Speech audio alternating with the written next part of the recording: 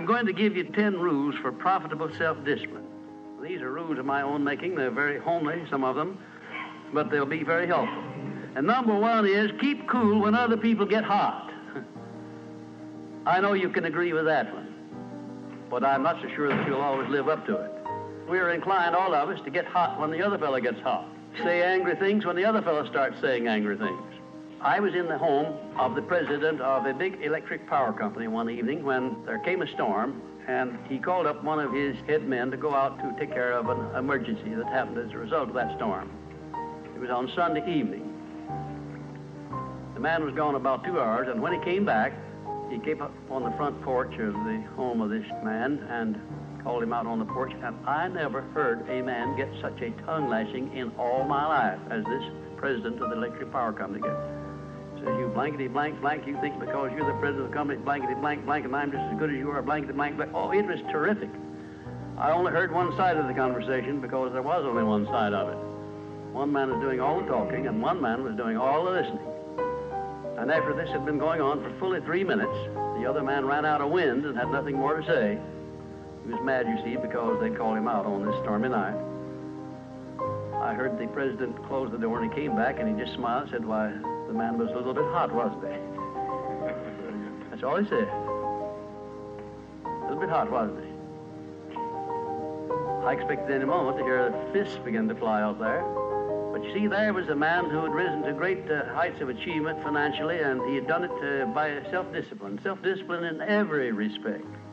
And he didn't propose to allow a workman who had been temporarily unbalanced by his anger to throw him off balance and make him stoop to that level. He just didn't propose to have that done.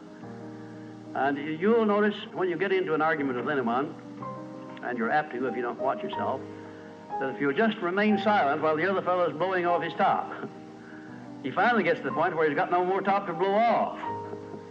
Then if you want to get in a few words of your own, that's a mighty good place to do it. It's a mighty fine thing if the words that you get in are not the kind of the words you've been hearing. In other words, if you say something back kind in return, it's far better for the other fellow and far better for you. It shows you to be the bigger of the two persons. Now, anybody can get mad and blow his top because of what somebody does or says, and that's happening all the time. But the truly big man, the man who is in charge of himself, he doesn't allow anybody to draw him down to that level of a street brawl or of an argument in harsh words unless he wants to do it. And if he's truly a big man, he doesn't want to do it. Number two, remember there are 3 sides to all arguments. We ordinarily think there are 2 sides to all arguments, but they're not, the 3. There's your side, there's the other fellow's side, and then there's the right side, which is usually about in the middle of the 2 viewpoints. Remember that when you get into an argument with the other fellow. Don't assume that he's always at fault. Maybe you're partly at fault too. Maybe neither one is totally at fault.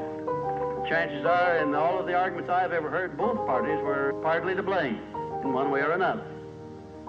I have never heard an argument where one party entirely was to blame, although I suspect there are such arguments at times. Number 3, never give directives to a subordinate when you're angry. If the matter is urgent, then cool off quickly.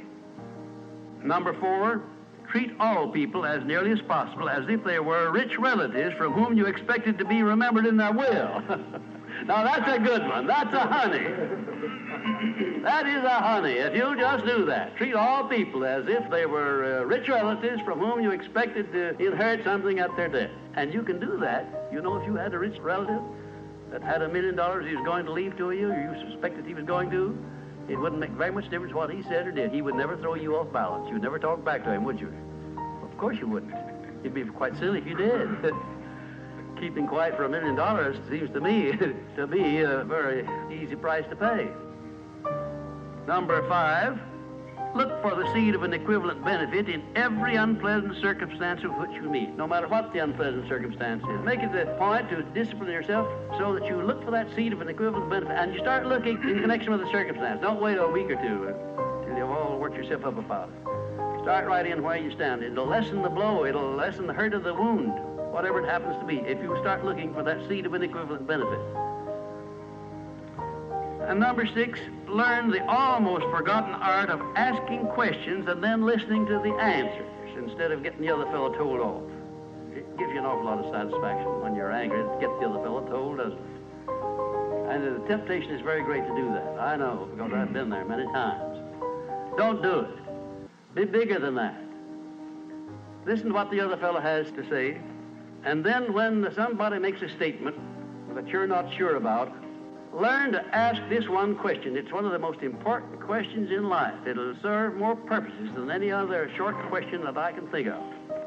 When somebody makes a statement that you're not sure about, or that you doubt, or that you question, ask a 4-word question. How do you know? And then wait for an answer and see him squirm. Oftentimes there is no answer. People make wild statements that they can't back up.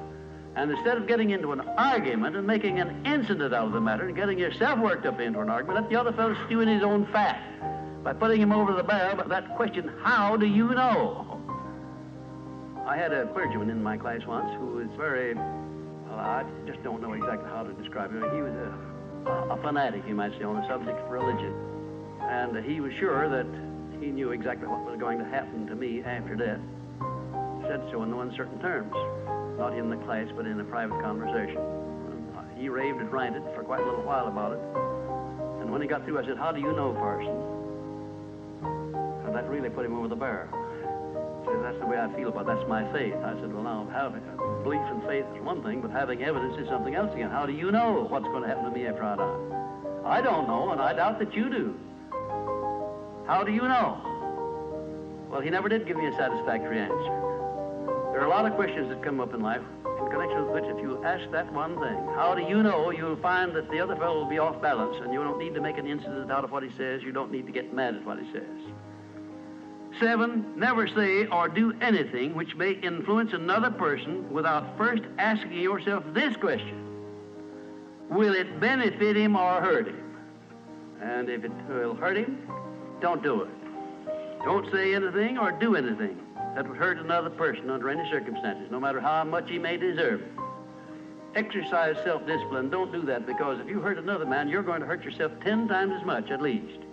Because that hurt will come back on you. I don't care who you are nor what circumstances you're working under or living under. If you hurt another person, you will be hurt 10 times as much. And if the hurt doesn't come immediately, the rate of interest on that is compound interest on compound interest, and it'll be 100 times as great if you wait long enough. Because everything that you do to or for another person, you do to or for yourself. There is no escape from that. That's just as much a law as the law of gravitation, which everyone understands. You know that if you stepped over the top of this building, no matter what your mind was or what your belief happened to be, if you stepped over the top of this building and violated the law of gravitation, that you'd hit the ground and you'd die in a very few seconds. And this law, which brings you back that which you send out, is just as inevitable, just as inexorable as the law of gravitation or any other of nature's laws. Number 8, learn the difference between friendly analysis and unfriendly criticism. Then decide which you wish to live by in your relations with others. Now, friendly analysis is one thing and is welcomed by most sensible people. I don't object to friendly analysis of anything that I do, even though it's very unfavorable. If it's friendly analysis, I like it, because I can improve by it. But if it's unfriendly criticism, very obviously unfriendly criticism, and not analysis, well, then I resent it. I wouldn't be human if I didn't. How can I tell whether it's friendly analysis or unfriendly criticism? How would you go about telling? There are a lot of ways you can tell. You can tell by your relationship to the person who's making it, whether it's friendly or unfriendly, to begin with. If it's an enemy, obviously I discount it right off the bat, because you almost know it's going to be unfriendly criticism. I can tell also by the tone of voice in which he does it, or the manner in which he does it. Because a man who engages in unfriendly criticism generally uses a few epithets along with it that clearly indicates that he's biased. If you have self-discipline, you're not going to be influenced by that kind of a person. And number 9, remember that a good leader in any calling is one who can take orders as cheerfully as he gives them. And number 10, last but not least, remember that tolerance in human relations is just as important as tolerance in the operation of mechanics.